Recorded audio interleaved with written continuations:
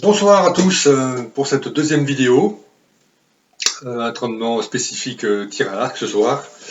Donc tout d'abord merci pour vos commentaires de la première, ça nous a un petit peu montré ce qu'il fallait faire un petit peu et j'apporterai quelques explications par rapport à la première vidéo tout à l'heure après l'échauffement sur 2 ou 3 commentaires qui ont été faits et pour modifier un petit peu ce que je vous ai dit.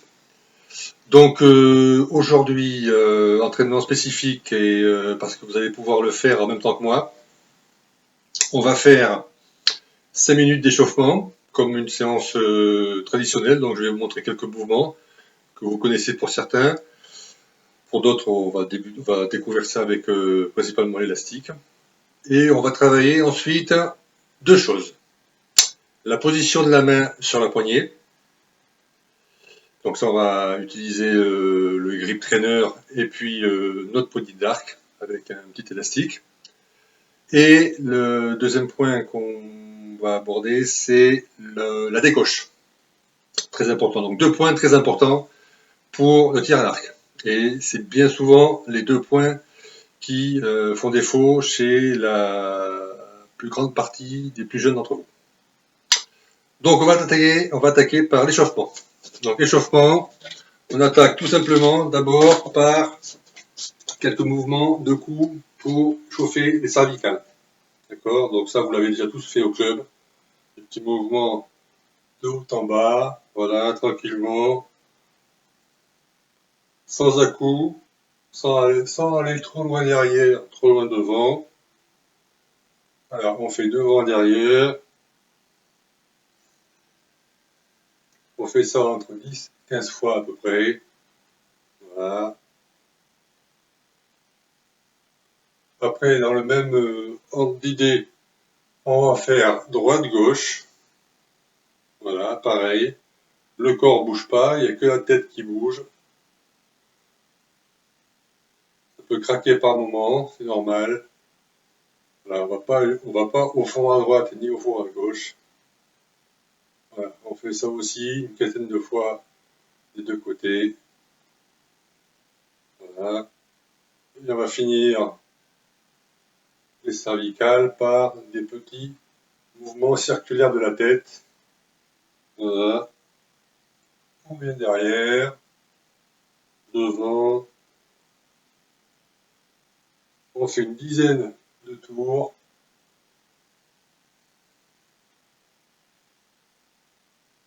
On en profite pour bien respirer.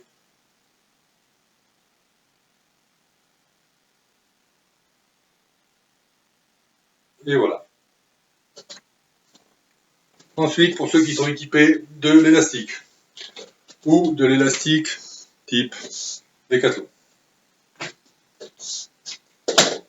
Donc pour les plus jeunes d'entre vous, vous le prenez simple. Pour les adultes, vous pouvez le doubler. Voilà. On met une main de chaque côté. Voilà. Les 2 mains à hauteur des épaules. Et on vient ramener l'élastique sur la poitrine. On inspire quand on a les bras écartés. On souffle quand on a les bras devant. On inspire, on souffle.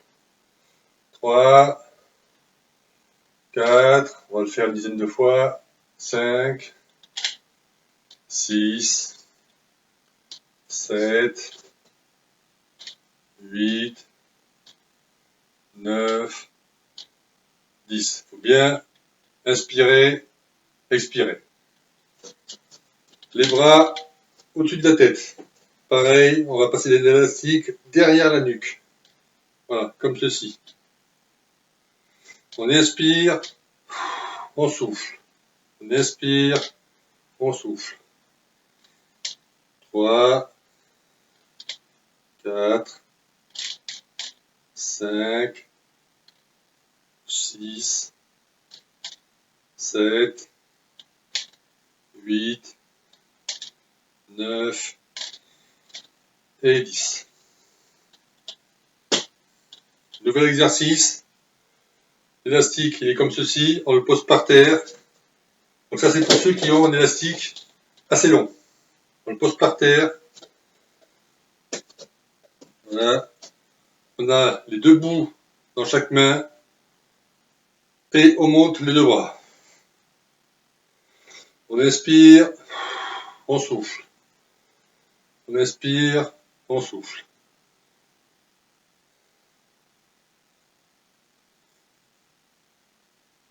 Six, 7, 8, on garde bien les bras tendus. 9 et 10. Si l'élastique est trop court, c'est pas un souci. On le pose par terre, sur le bout, on marche et on fait bras par bras. Voilà, le bras droit, le bras gauche, voilà, 10 fois de chaque bras, ça va très bien. Pour finir, on va faire un exercice typique tir à l'arc. L'élastique, plus ou moins, on le plie pour en avoir un tiers, deux tiers, un tiers dans la main, deux tiers par terre. On le pose par terre, donc là vous ne pouvez pas voir avec la caméra. On pose par terre, on met le pied dessus et on fait du tir à l'arc. On monte, on vient, on décoche. Et on le fait 10 fois. 2, 3, 4, 5, 6, 7, 8, 9 et 10. Voilà, 5 petites minutes d'échauffement pour une séance qui dure 30 minutes, 40 minutes chez vous, ça suffit. On va laisser un petit peu le cœur se reposer. On va parler de 2 ou 3 choses par rapport à la semaine dernière. La semaine dernière, je vous ai présenté le grip trainer. Petite erreur de ma part, je vous l'ai annoncé autour de 25 €. Effectivement, c'est pas 25 €, c'est 35 €. Donc merci aux commentaires qui m'ont été faits. Je me suis trompé sur le prix. Deuxième oubli de ma part, on a parlé la semaine dernière des arcs classiques, des arcs nus, mais on n'a pas parlé des arcs à poulies. Autant pour moi. Vous pouvez, les arcs à poulies, les tireurs d'arcs à poulies, vous pouvez utiliser cette poignée. Il faut juste ici bricoler un petit bout de ficelle, 2 nœuds, une petite boucle. Vous venez accrocher le décocheur et ça fonctionne très bien. Il faut juste bricoler un petit peu avec un petit bout de corde assez solide pour que le décocheur puisse la prendre.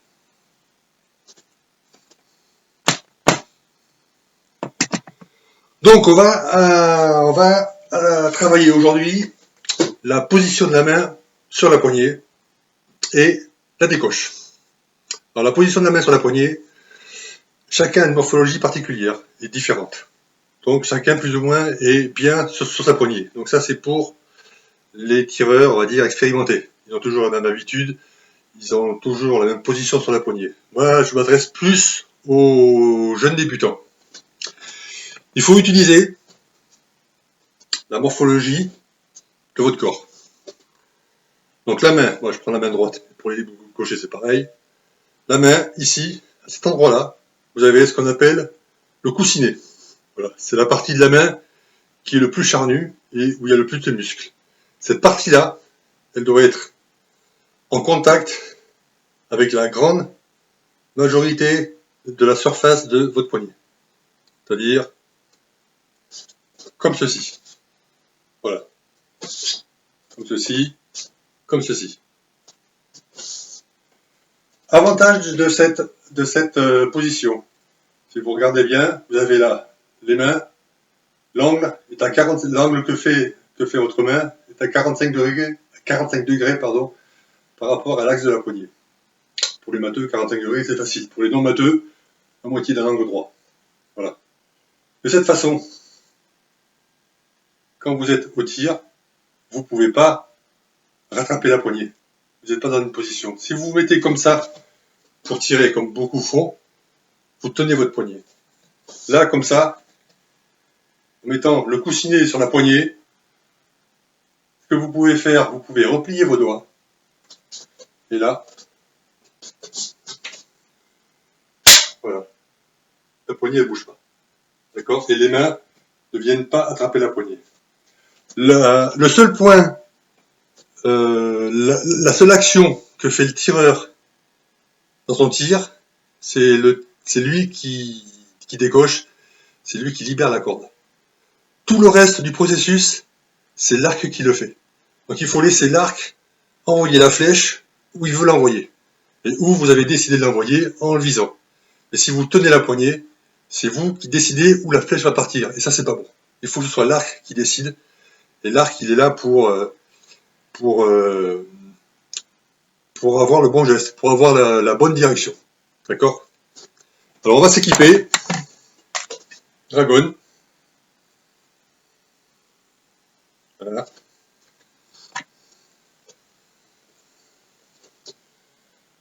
Hop. Bien sûr, avant, on a mis le protège-bras. Ça peut claquer. On prend la palette. Toujours pareil, hein. Comme je l'ai dit la semaine dernière. La palette, voilà. Ça habitue le cerveau à avoir le contact avec, pour les arcs nus, sur la pommette, pour les arcs classiques, sous le menton. Et on va travailler ça, donc. Pommette. Voilà. Le coussinet sur la poignée. On va même se forcer un peu à fermer les doigts. Voilà. On vient ici. Voilà. Ça, on va le faire plusieurs fois. Voilà. Tac. On vise. On met en face. Voilà. Vous voyez que moi, je ne tiens pas la poignée. Hein. Et en aucun cas, voilà, en aucun cas, mes doigts viennent rattraper la poignée. Ça, c'est le défaut que les plus jeunes d'entre vous font. Et c'est vraiment important d'essayer de le corriger. Et en le corrigeant, il suffit de refermer ses doigts. Comme ça, on n'est pas tenté à avoir envie de rattraper la poignée. Vous voyez, hein, le grip trainer, il s'en va pas. Hein. Il est retenu par la dragonne.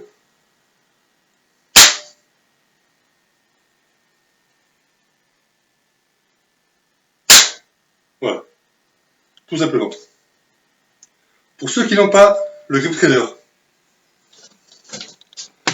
Hop, attendez, j'enlève la dragonne parce que ça va m'embêter un petit peu. Ça aussi. Vous pouvez fabriquer votre propre grip trainer, on va dire, avec votre poignée d'arc, sans rien. Pour le moment, j'ai rien mis. Il n'y a pas de viseur, il n'y a rien du tout. Et des sangles de ce type-là. Donc ça, c'est des sangles type Décathlon. D'accord? Alors, pour les plus petits, pour les jeunes en général, une sangle suffit. Pour les adultes de grande taille et de moyenne taille, il en faut une deuxième. Donc moi, je m'en fous deux. J'avais déjà vu. Donc moi, je sais quelle taille il me faut. J'avais triché un petit peu avant. Donc moi, je sais que mon repère ici, c'est le 5. Hop, j'ouvre le repère ici. Je fais passer la deuxième sangle entre les deux coutures. L'autre bout de la sangle, voilà, ça fait une boucle. Et voilà, ça fait une sangle rallongée. Pour accrocher la sangle sur la poignée, tout simplement, vous prenez votre boucle, ici. Vous prenez le bout de la sangle. Vous le passez dedans. Vous passez dedans, voilà. Ça fait une boucle. Voilà. Et on tire. Voilà. Passez l'arc dedans. On tire. Voilà. On fait pareil de l'autre côté. Voilà. On prend la poignée, le bout de la sangle. On le fait passer dedans, ça fait une boucle. Voilà. Et on tire. Et voilà. Ça vous fait un système d'entraînement que vous avez conçu vous-même. Et là, on peut utiliser ça à la maison. Il n'y a pas de branche, il n'y a pas de corde, il n'y a pas de flèche. Tout est sécure. On va s'équiper à nouveau. Dragone. Palette. Alors là, le but. Là, il n'y a pas beaucoup de force. Le but, c'est pas avoir de la force. Le but, c'est de faire le bon geste. Surtout. Donc, coussiner du pouce sur la grande partie de la poignée. Voilà. Je referme la dragone parce que sinon la poignée elle va partir. Voilà. On est là. Voilà. Donc vous voyez, quasiment, je tire quasiment rien. Mais ce qu'il faut travailler, voilà, c'est ce geste de, voilà, de ne pas retenir la poignée. Je le mets comme ça. Voilà, donc moi, les mains, les doigts sont libres. Vous, au début, si vous voulez, vous pouvez les retourner comme ça. Vous voyez que la poignée,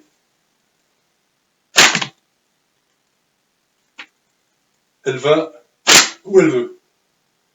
Et quand la poignée va où elle veut, elle envoie la flèche dans la bonne direction. Si vous tenez votre poignet, vous allez forcer l'arc à envoyer la flèche dans une direction qui n'était pas prévue. Et la flèche, elle part pas droite. Elle fait toujours ça. Si vous voyez des vidéos de tir à l'arc à une vitesse très réduite, la flèche, voilà, elle fait comme ça. Donc, si vous la forcez, si vous forcez votre poignet à aller d'un côté ou d'un autre, le mouvement va être accentué et forcément à 18 mètres, ou même à 50, l'erreur sera amplifiée. On continue. Voilà. Voilà. Vu pour ça, donc facile. Il faut juste une ou deux sangles type Décathlon avec votre poignet. Voilà. Ensuite, une fois que vous avez plus d'habitude, vous pouvez mettre votre viseur. Vous pouvez mettre votre barre stabilisatrice. C'est pas un souci. Voilà. Mais au début, je vous conseille de mettre rien et de vraiment travailler cette position main ouverte. Voilà. Au pire, si vous oubliez de mettre votre dragone, votre poignée elle va tomber toute seule. Il n'y a que les voisins en bas qui vont se plaindre et vous allez rien casser. D'accord pour ça? Deuxième point important, la décoche. Je reprends mon clip trainer. Voilà. Donc la décoche, voilà, on continue. On vise. Alors moi je mets la main contre le manteau. Les tireurs arc classique, vous pouvez la mettre ici, c'est pas un souci. Voilà. Et voilà. Le mouvement dans l'axe des épaules. Et essayez de vous forcer, quand vous êtes ici, à venir toucher votre épaule. C'est pas loin, la distance, il y a 15 cm. Mais au moins, vous restez dans la ligne des épaules et dans l'axe de votre arc. Pas faire ça. Ce qui arrive souvent. Voilà. On se prépare ici. Voilà. Là. Voilà. Faut pas oublier le protège-bras. Parce que quand même, l'élastique, celui-là, il a tendance à claquer un peu. Voilà. Voilà. Continue encore un peu. Voilà. Pour les arcs nus, on se met contre ici. Voilà. Pareil. On vient. Voilà. Alors certains, j'ai remarqué, Vous êtes ici, là, et vous faites que ouvrir. Quand on a l'habitude, c'est bien. Quand on est jeune, moi je vous conseille d'accentuer le mouvement derrière, parce que ça vous donne de la dynamique dans votre tir. Ici, vous lâchez, mais suivant la vitesse où vous allez ouvrir les doigts, la corde ne va pas partir de la même façon. Si vous êtes ici, là, et que vous lâchez, là, il y a de la dynamique dans le tir. Et la flèche ira même un peu plus vite, d'ailleurs. Parce que là, vous lâchez tout. C'est net, on va dire. Voilà. Les arcs à poulie, pas de souci, hein. Une fois que vous avez votre petite boucle, hop, avec le décocheur, tac, c'est la même chose. Sauf que vous, logiquement, voilà, vous n'avez pas ce mouvement. Voilà, c'est juste ici où ça se passe. Mais au niveau de la position de la main sur la poignée, c'est pour tout le monde pareil.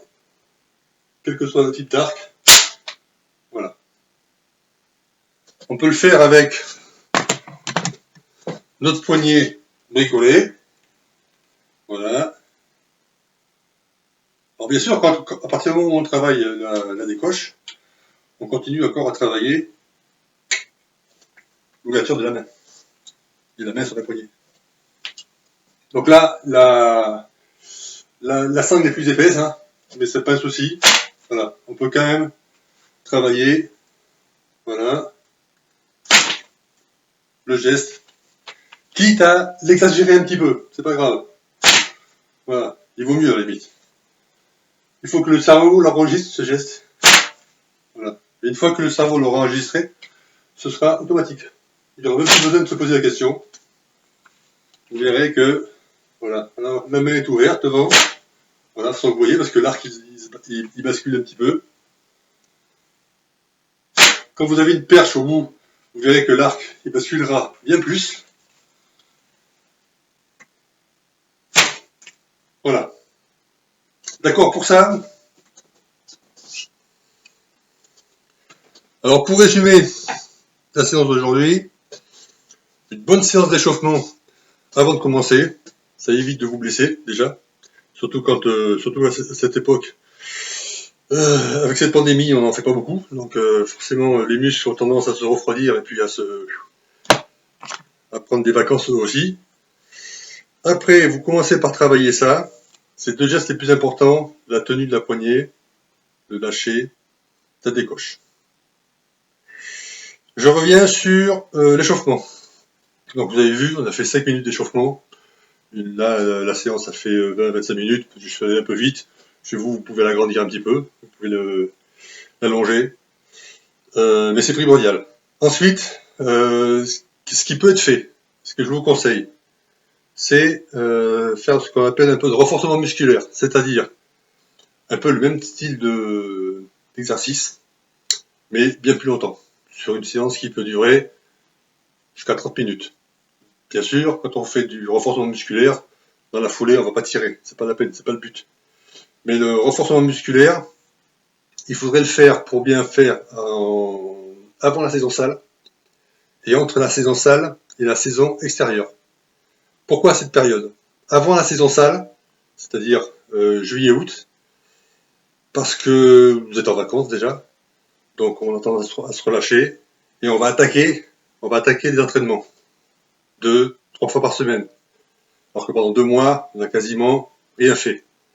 Donc ça, c'est pour préparer le corps, voilà, préparer certains muscles, à être un peu plus gros et un peu plus intensif pour pouvoir résister à cette période d'entraînement qui va arriver après septembre, octobre, novembre, décembre. L'enchaînement des tirs, l'enchaînement des concours et l'enchaînement des journées d'entraînement.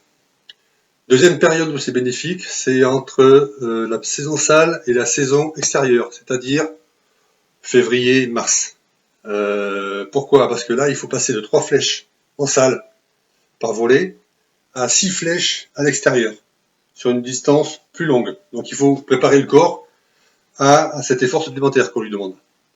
Donc faire une petite séance de renforcement musculaire sur ces 2 mois-là ou un mois et demi sur cette période-là, ça va vous permettre de mieux appréhender cette période extérieure et d'arriver plus sereinement sur des concours ou des entraînements, parce que quand on fait des concours à 6 flèches, automatiquement il faut faire des entraînements à 8, 9 flèches. Voilà, pour bien tenir le coup de 6 flèches. Donc quel type d'exercice? Ceux qu'on a fait au début de séance, voilà. De l'élastique, voilà, en écartant les bras. Tout ce qu'on a fait depuis le début. Voilà, c'est bénéfique. Vous pouvez rajouter un peu d'abdominaux, comme on fait en salle pour les plus jeunes. Ça fait toujours du bien. Et éventuellement une petite histoire de faire monter un petit peu le cœur en pression, un peu de strep. Donc on se met comme ça, on descend sur les cuisses, on remonte. Voilà. Ça c'est très bien. Et ça, vous faites ça voilà, une petite demi-heure, 2-3 fois par semaine, dans ces périodes-là, juillet, août, et puis février, mars, et on est pas mal. Voilà, voilà pour ce soir. Il n'y aura pas de séance, je pense, la semaine prochaine, parce que là on approche de Noël. Moi je vais avoir de la famille, donc je vais pas être disponible tout le temps. Je pense que la prochaine séance sera début janvier, si on est toujours confiné, malheureusement. J'ai bien peur. De toute façon, Benjamin mettra un petit message sur le site pour vous prévenir. Et je pense qu'en première semaine de janvier, il y a sûrement moyen d'en refaire une petite, là encore.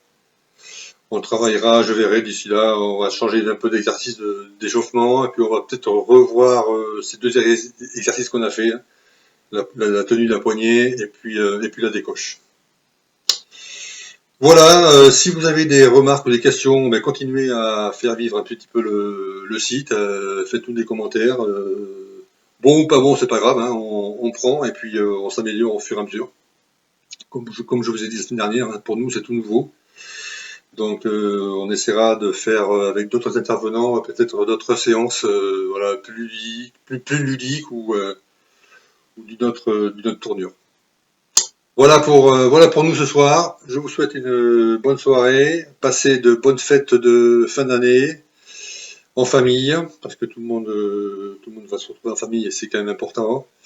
Joyeux Noël, une bonne nouvelle année qui, j'espère, sera largement mieux que 2020. Et bon courage à tous. Allez, ciao!